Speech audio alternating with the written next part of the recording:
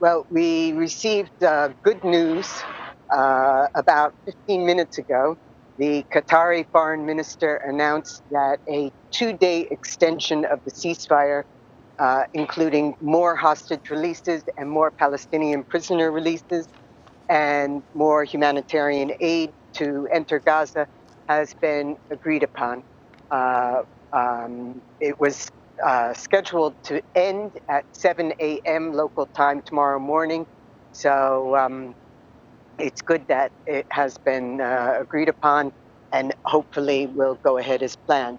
The other piece of good news is that the hostage release that was planned for tonight and was being held up because Israel claimed that Hamas had violated its promise to release mothers together with children. And Hamas contended that Israel had reneged on their promise about which security prisoners to release.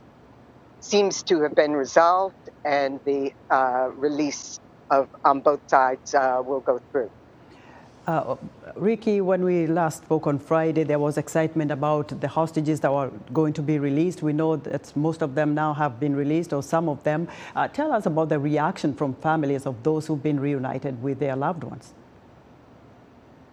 The families, of course, have been overjoyed, especially when they are getting small children released from captivity.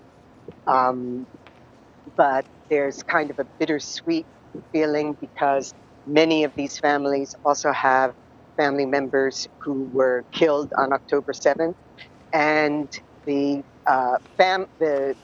group of hostage families as a whole feels very united in continuing to fight for more hostage releases because there are still about 180 hostages being held in Gaza.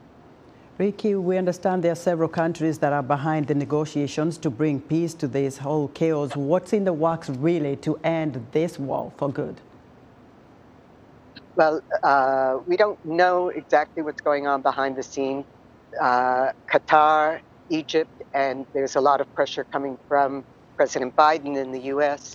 to continue to extend the ceasefire, and then a lot of pressure coming from European countries and Arab countries to end the war completely.